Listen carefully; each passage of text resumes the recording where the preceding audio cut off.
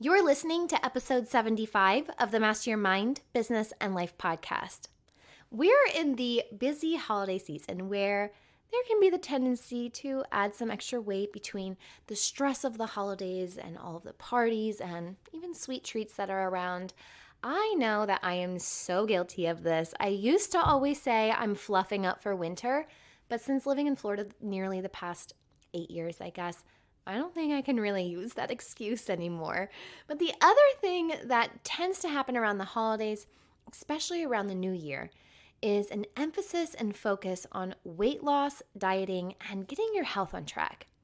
But what I'm not really a fan of is the whole dieting fads. You know, the ones that make you go hard and then are impossible to maintain.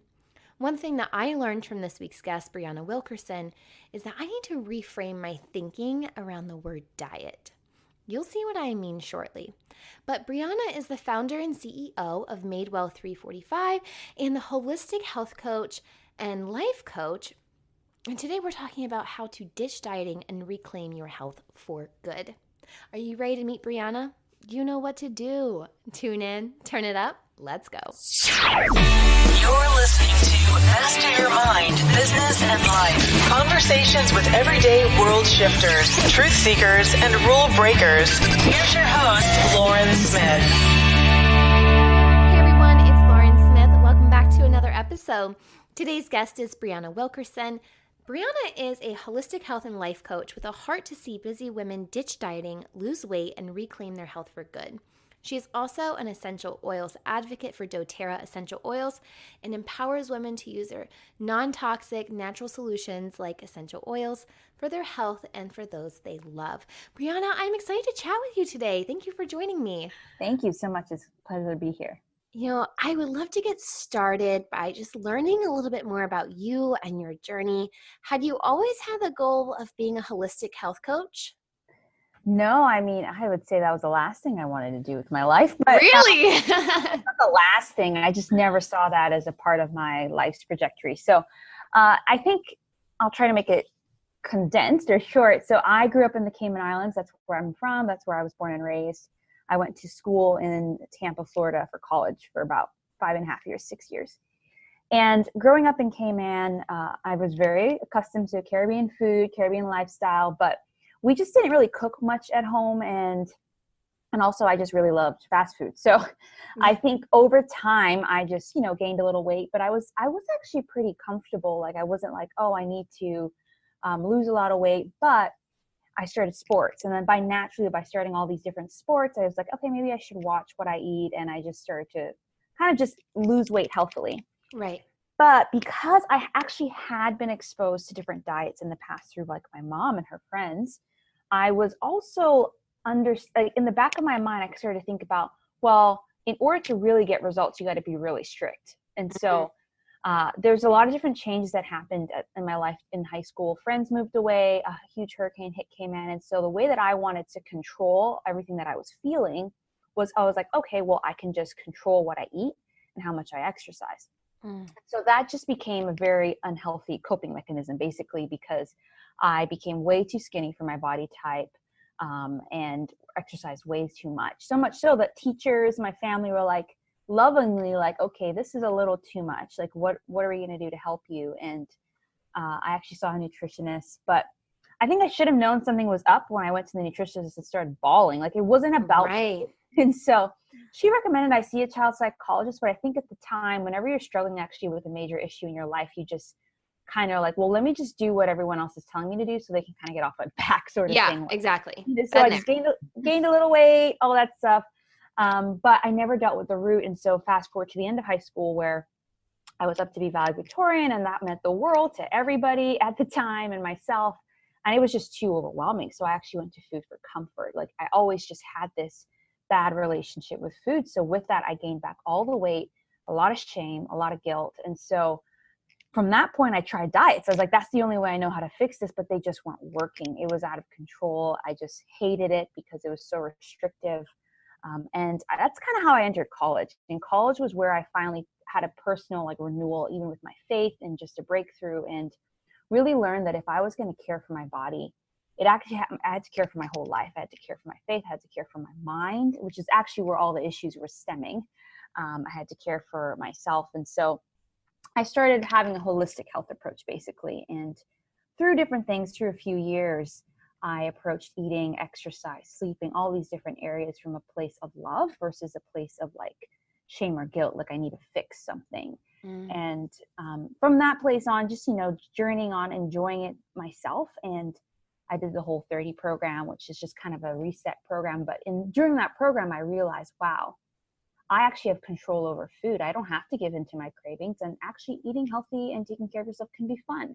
And it was from that point, about 2014, 5 years ago in October, actually, I was like, I need to do something. And I was an accountant at the time in Cayman Islands is one of the top financial industries. And so I had a very secure job, but I just was like, I need to do something to help other women because I'm not alone here. And so I went to a health coaching certification online while I worked. And the minute I started seeing clients, I just knew, like, this is what I need to do.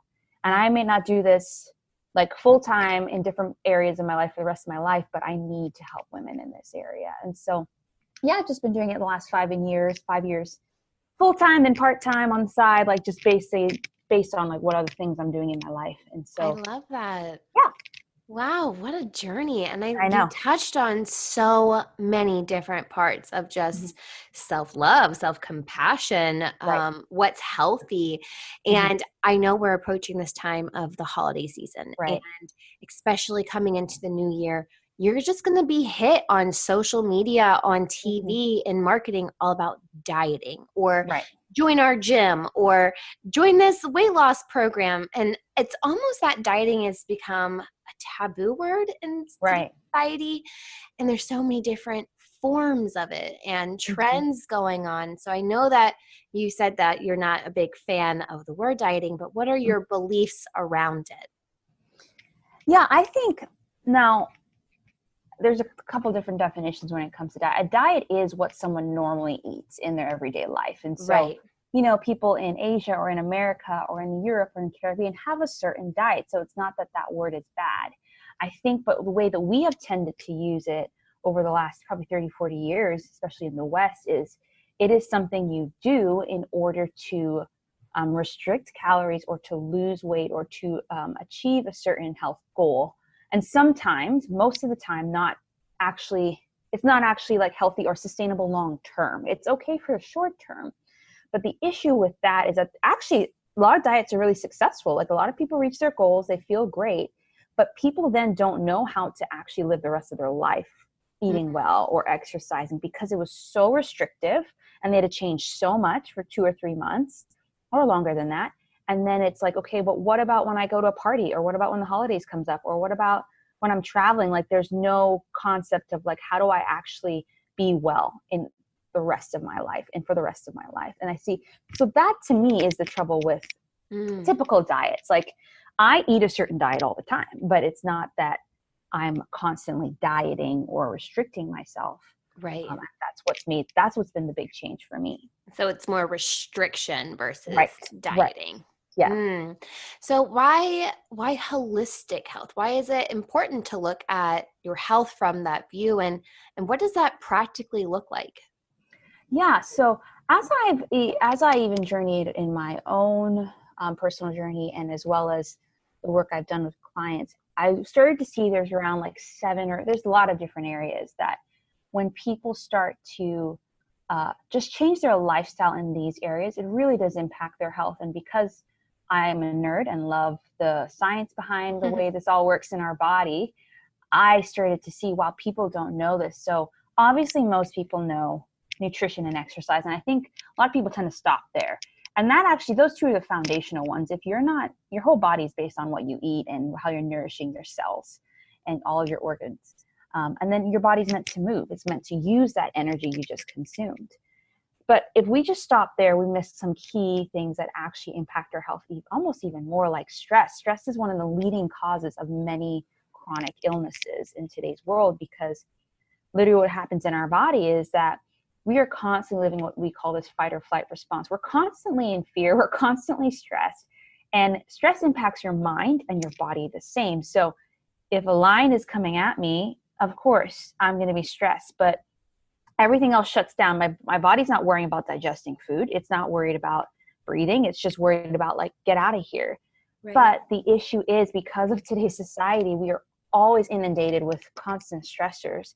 So my body is constantly not worrying about the things that are actually functional to it, like digestion. And so what happens is you're flooded with cortisol, you're flooded with all these things, and it just wreaks havoc on your body. And so people develop, mental health issues, or, or just to these different things physically.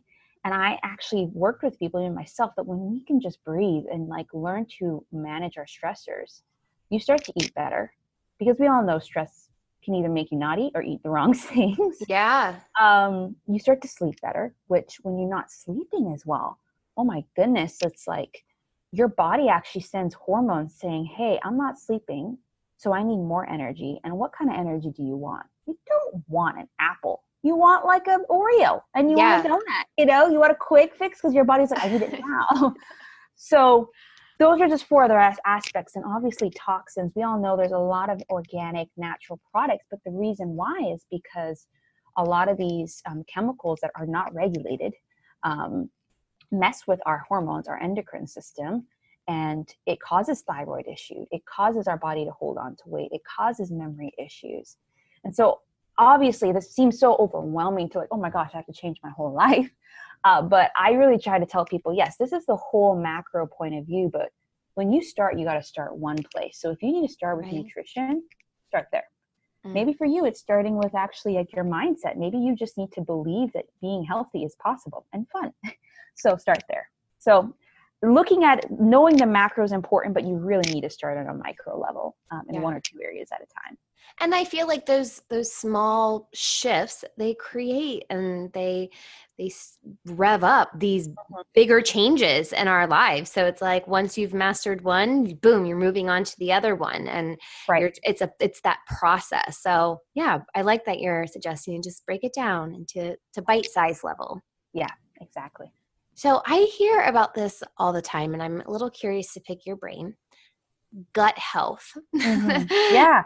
I'm hearing, and I think like I'm hearing about it more, and I don't know if it's because I need to learn about it and it's a self-awareness thing, or it's just being talked about more. But why is our gut so important to our health?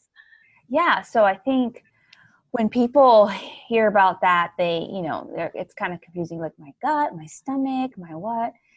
But really what happens in your digestive system or your gut is anything you eat, anything you drink goes down and through it. And there's like this system that is down there. It's called your microbiome system, which actually has bacteria. So we think bacteria is bad, but it's bad bacteria. We need good bacteria to actually, build up our immune system and fight. And a lot of that is housed within the gut.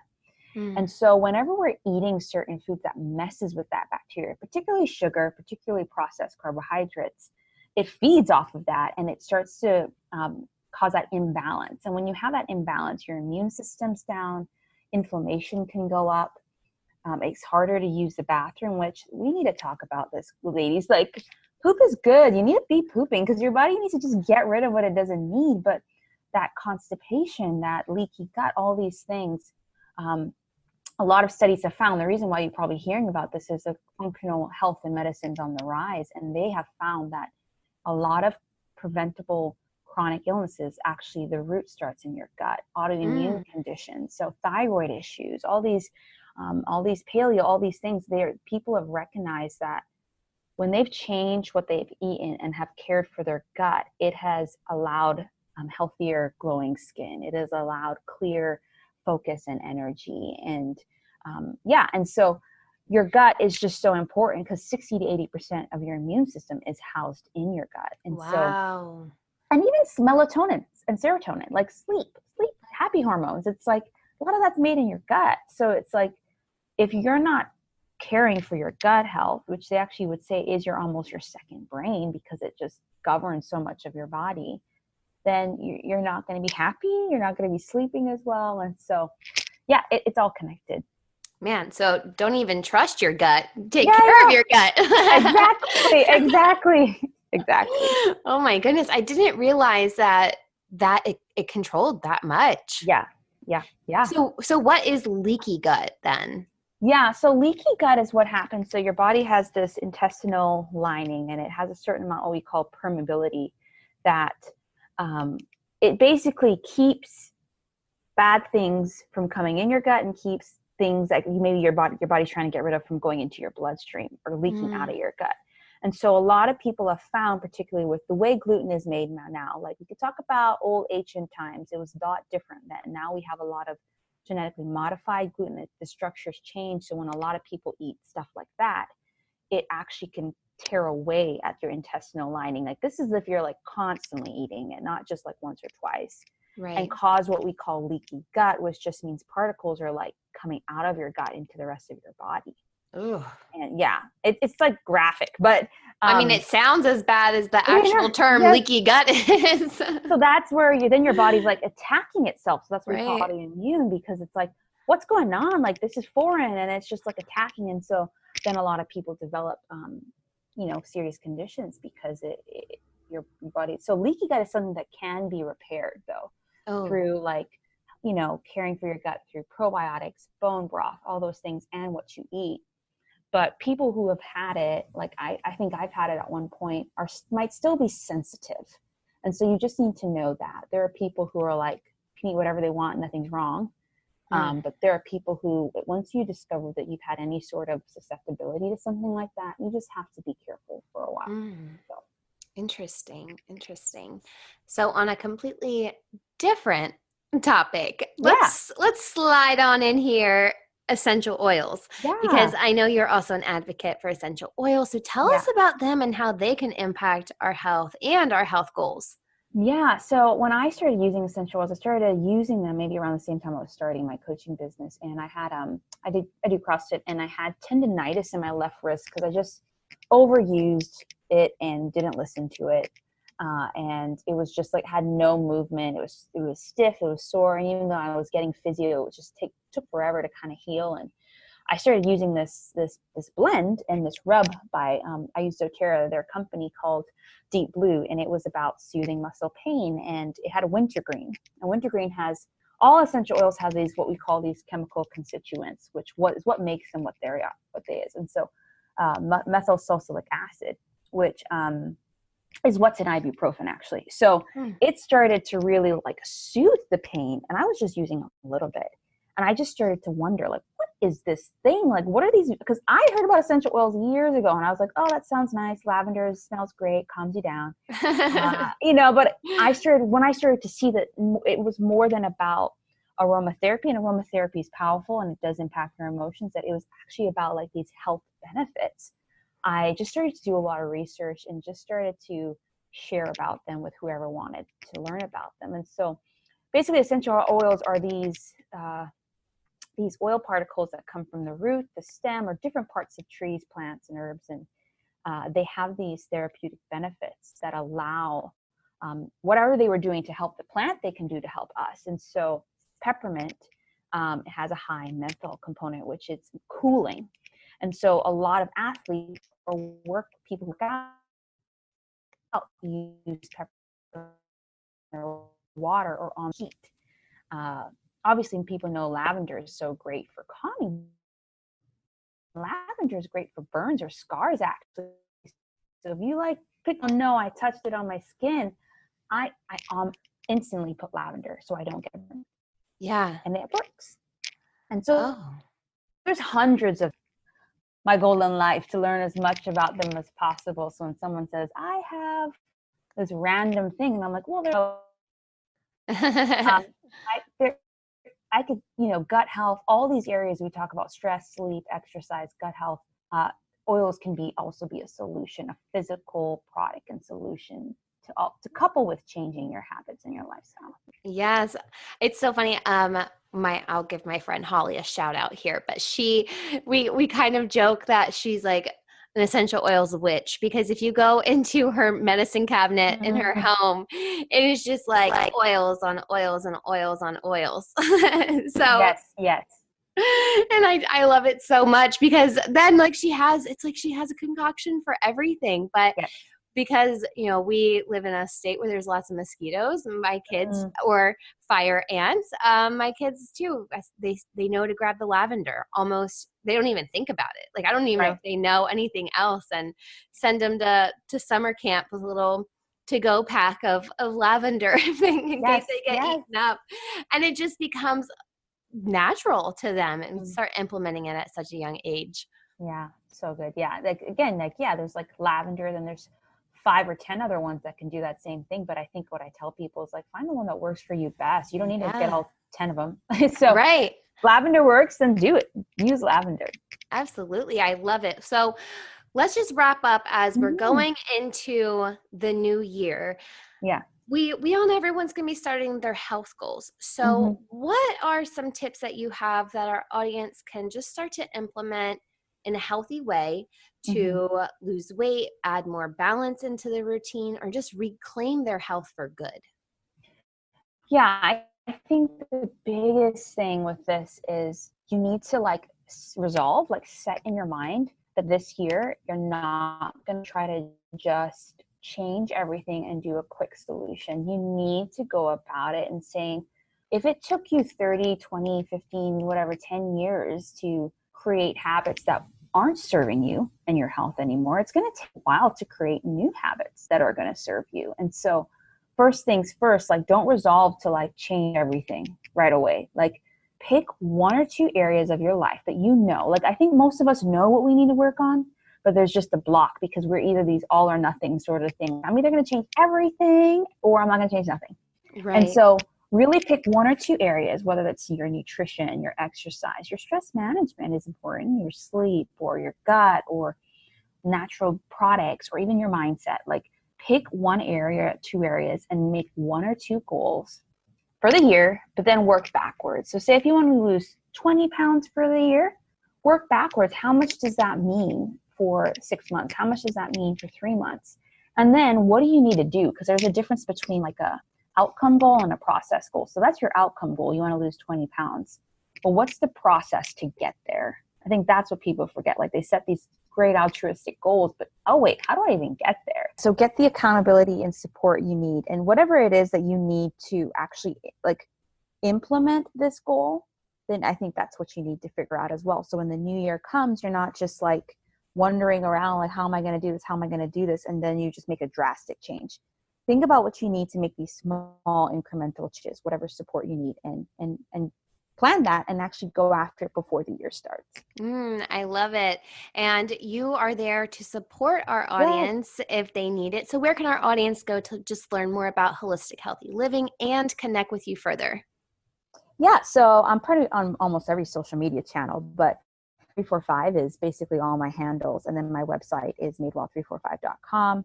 I have a free Facebook group on oils and then another one for coaching, Healthy Body Community. And then I also have a podcast, Healthy Body Podcast. So whichever one that you tickles your fancy, wherever you're hanging out the most, I'm probably there too. So you can check all that out. I love it so much. I'll be sure to link those in the episode notes. Taking care of our bodies is so important, and I have loved learning from you today. Thank you so No, much, Brianna. thank you so much. I know the audio broke up a little, but technology isn't perfect, and neither are we. Regardless, I love Brianna's passion to help women reclaim their health. I've dropped direct links to Brianna's website and social channels on this week's episode notes found on mindbizlife.com. If you're wondering, yes, I am dropping a podcast episode next Wednesday. There's no skipping Wednesdays, in my opinion. And yes, next Wednesday is Christmas. So it won't be a traditional episode, but this episode is so near and dear to my heart, and I think you're going to love it.